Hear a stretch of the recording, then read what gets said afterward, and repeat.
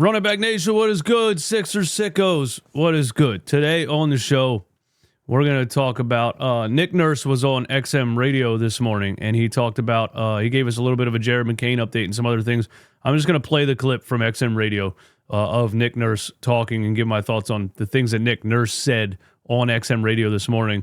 Then we have a little bit of a Joel Embiid update. We're going to try to decipher when he could possibly be back. We're going to put some clues together to talk about when he could be back from the sinus fracture.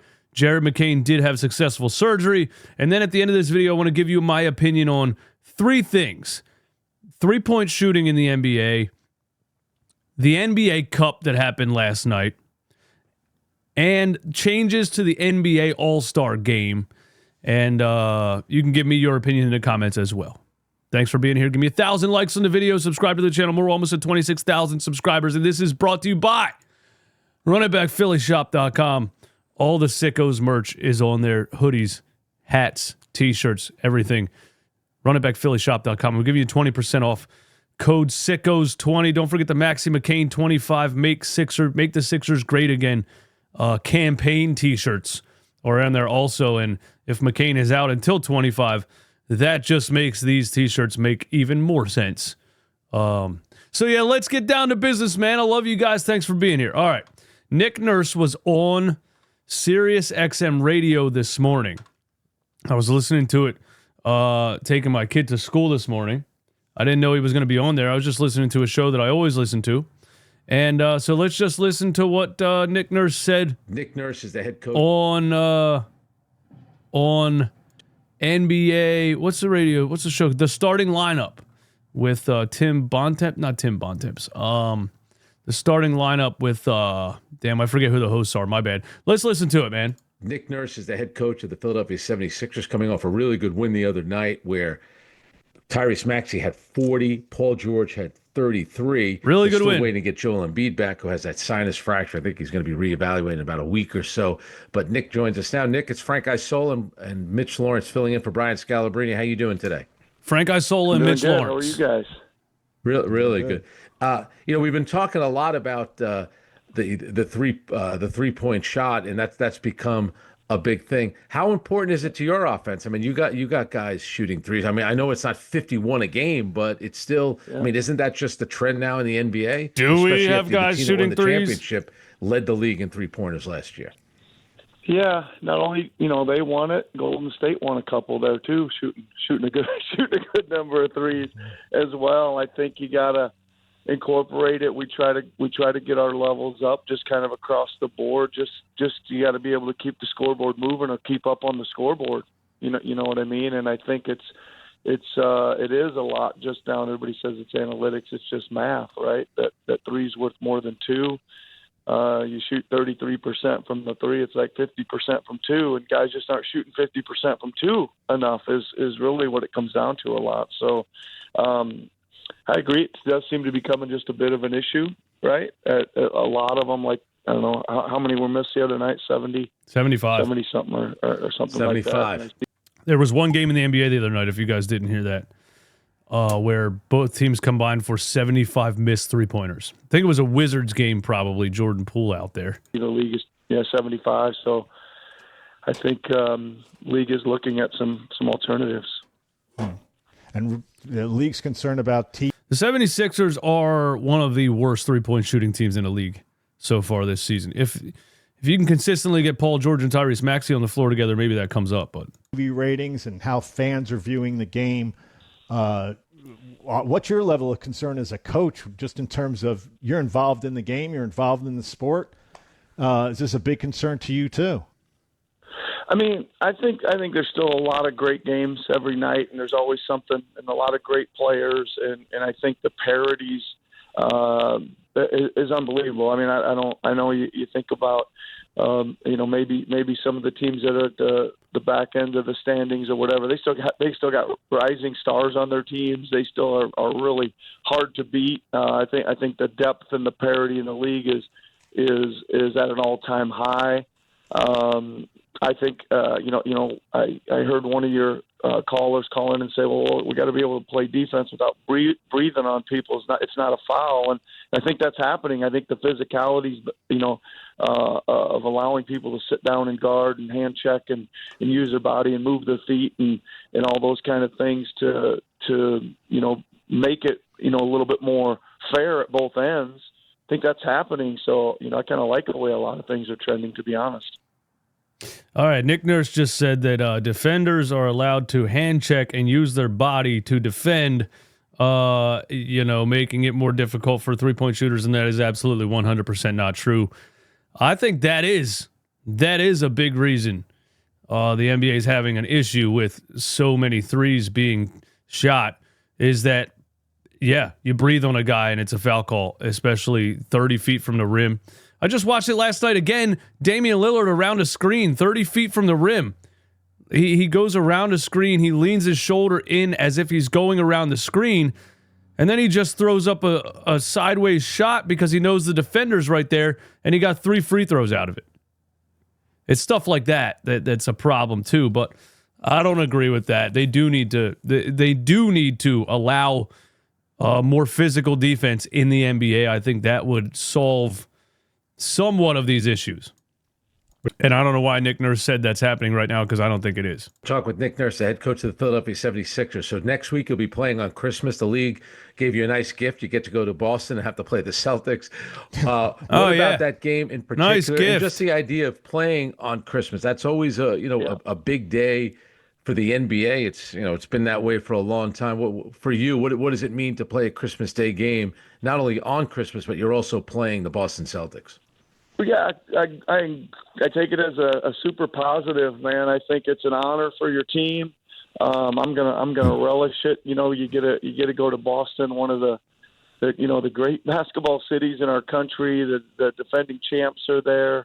I'm super excited about it and honored to be a part of it. I try to enjoy every single day in this league, and when there's any. Is Nick Nurse excited to play the Celtics on Christmas Day? Cap or truth in the comments?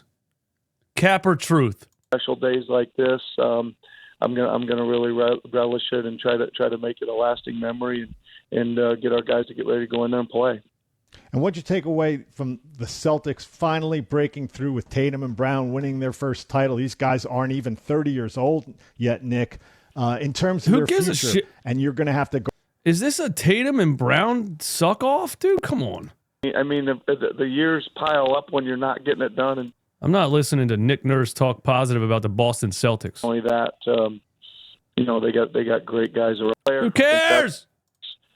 Some people probably, know and maybe don't talk about quite as much, but those guys play both ends. And I think you still can say that if you want to win championships, you're going to have to be good defensively. That is true. Nick, what about for you guys, for Jared McCain, who's played so well and was out there, provides a lot of energy, a lot of enthusiasm, and to see that injury for him, I mean, is there a chance he can play again this season? And just what kind of blow is that to your team to see a young guy like that go down?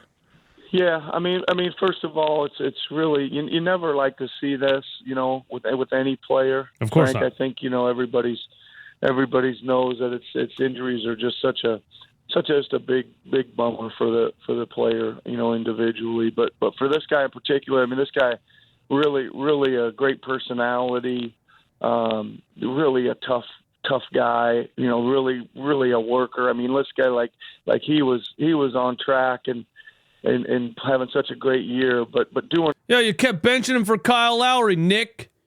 But I agree. It all the right way, just really fun to be around. But he's in the gym all the time. He's a real hoops junkie. He knows all the old players, all that kind of stuff that you love. And he just went out there fearlessly and competed and played and was a real bright spot for us. So it is a tremendous blow, I think, always for him, just for him. Right? He's really, he's down as you might imagine about it, because he was really excited about where he was going with things. But yeah, I'm gonna say this, man. I think the Jared McCain injury really took me out, because all of my frustrations this season, with all of my frustrations this season and being annoyed with this team in general and having trouble, watching these games and caring, I was having a good time watching the development of Jared McCain and the emergence of Jared McCain. And so the Joel Embiid injury is one thing, and all of this, the Paul George hyperextended, all that stuff. The Jared McCain injury really, put a nail in me. I was like, dude, fuck this season. You know what I mean? Because he was one of the only fun things to watch so far this season on the Sixers, or something to look forward to. So I'm having trouble finding something to look forward to with this team, especially, that Jared McCain injury was major blow. Chances of him coming back, I don't really know. I think it's a pretty long process to get back. I think we did get news out of the surgery yesterday that things went really well, and they're very optimistic, but I don't know what that means timeline-wise. I think they're very optimistic that he's going to be able to fix it, rehab it, repair it, get back to normal. But when that is, we don't know. Yeah, I mean, just a repair definitely takes longer than a, partially removal and things like that. We talked about the meniscus a lot last year with Joel Embiid. So he had it repaired. The quicker surgery is to have the damaged part removed. That's what Joel Embiid did last season so that he could come right back and play in the playoffs against the New York Knicks, which, again, anyone questioning his willingness to play is just lying to themselves. But so Jared McCain went for the surgery that makes the most sense for a 20-year-old, which is repair it and have a much longer recovery time, because there's no reason for you to rush back at all. So we'll see in 2025, Jared McCain, you know what I mean? But there is Nick Nurse on the radio. Give me all your thoughts on everything he said, man. What do you think about the NBA's issue with three-point shooting currently? What do you think about the Sixers versus Celtics on Christmas Day? I'm not looking forward to that at all, really. Unless we get Joel Embiid back and he looks relatively healthy, it's going to be tough. Give me your thoughts on all of that. And speaking of Joel Embiid coming back, Joel Embiid's right sinus fracture has been described as not nearly as severe compared to his previous orbital bone injuries, Nick Nurse told reporters. The only thing I can compare it to, but I wasn't here, was he certainly had those other ones that were a lot worse. It's not nearly as severe from what they tell me, so I guess that's good, because those were pretty tough, and they say it's not as bad as that. So it seems like it's a minor sinus fracture. Now, the first thing I looked up on the internet was, how rare is a sinus fracture? Because I've never even heard of it before. And I Googled basketball players with sinus fractures, and Joel Embiid's the only one that comes up. Actually, sinus fractures only account for about 5 to 15% of all facial fractures. So there's not just Joel Embiid's injury luck. He also sustains some of the rarest injuries that you could sustain. The reason it's so rare is that the bones of surrounding the sinuses are generally strong, requiring significant force to fracture. Unbelievable, this guy's luck. And a little bit of an update here. He'll remain out for at least another week as he continues to miss time for a sinus fracture. Philadelphia announced Monday that Embiid will be reevaluated in approximately 1 week. A week-long absence would have Embiid miss at least 3 games, with a possible return on December 3rd against the San Antonio Spurs. So if Joel Embiid comes back December 3rd against the San Antonio Spurs and begins his 3rd ramp-up of the season, I will feel okay about going into Boston to play the Boston Celtics. So, there's the update on that. The Jared McCain's probably not going to be back this season. I don't think he should rush back at all. Now, I want to give you my opinion on some things, man. The NBA has a three-point shooting issue, and I want you to know who is to blame for this. We had a game the other night where 2 teams combined for 75 missed three-pointers. The Boston Celtics are shooting 51 threes per game, which is blowing all records out of the water. The person to blame for this is Daryl Morey in Houston. And not just Daryl Morey in Houston, but Daryl Morey in Houston used analytics to try to project win percentage to try to take down the Golden State Warriors. But Daryl Morey is also not an athlete and is a business science major who worked for a company called Stats.com, where he developed an algorithm to predict win percentages. Basically, what happened to the NBA in the last 20 years is that we have allowed the nerds to take over. We have allowed the leaders of the chess club to bring their mathematical expertise into an arena that they know they have no business being in. We have allowed the nerds to infiltrate sports. People who have never picked up a basketball, who have never played a 5-on-5 full court game of basketball. We have allowed the nerds to bring their math equations into sports. And they say, hey, if you do this, if you shoot more threes, you score more points. Because shooting 33% from three is just as good as shooting 50% from two. Stuff like that, you know? Or like all those times that Doug Peterson went for it on fourth down because the analytics department told him to. That one time the analytics department told Doug Peterson to punt on fourth down in overtime, basically forfeiting a game against, I think, the Bengals in overtime that one year. And he blamed it on the analytics department. We need to fire everybody in any analytics department. Get rid of analytics for the love of God. Save this sport. Get rid of the nerds. No offense if you're a nerd and never played basketball, but I don't want you using math equations to try to score more points because you're ruining the sport from the inside out, okay? Back to the chess club for you boys, all right? There's my take on that. Last night, the NBA Cup, I have an opinion on. Number one, nobody cares. Number two, it messed up the NBA schedule. The Sixers had 4 games in 2 weeks because of this NBA Cup thing. And the NBA Cup championship, congratulations to Doc Rivers and Giannis Antetokounmpo and everybody for winning. The Bucks take down the Oklahoma City Thunder, and what I concluded was that the Oklahoma City Thunder have a long way to go. They are the number 1 seed in the West, but I'm not feeling very confident about them through the playoffs after what I saw last night, because if you successfully take SGA out of the game, the Oklahoma City Thunder struggled to generate basically any points on offense. They scored 14 points in the third quarter last night. SGA was ice cold, and another thing is that SGA last night kind of quit. He kind of quit in the third quarter. He was ice cold, and he stopped trying, really. And that's not championship body language, if you ask me. I think OKC has a long way to go.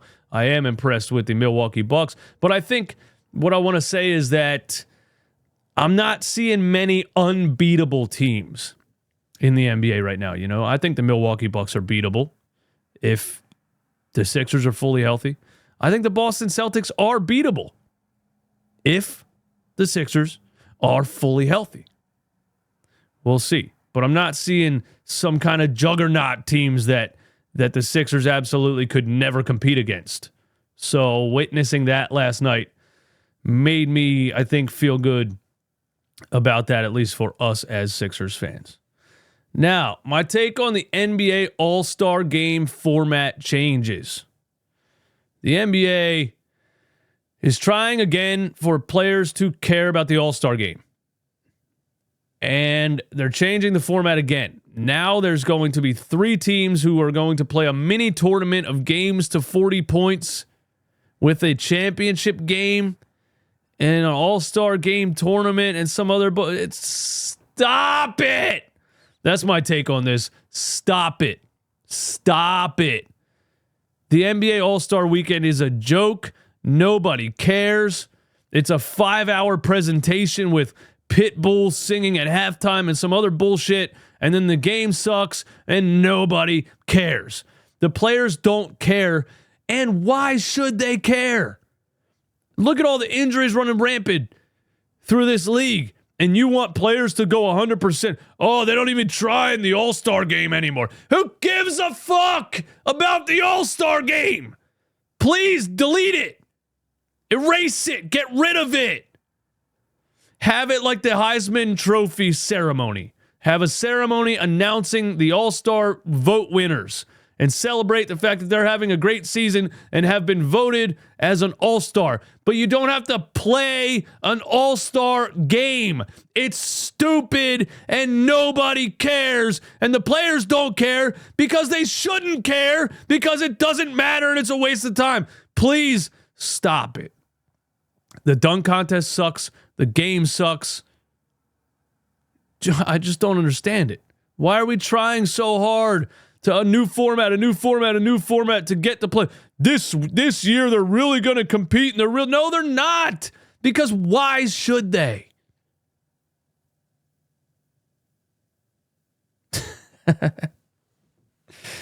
Hey man, thanks for hanging out with me today. Sixers don't play till Friday. We'll have another episode tomorrow for you. Give me 1,000 likes on the video. Go to runitbackphillyshop.com, promo code SICKOS20. And I'll see you guys soon.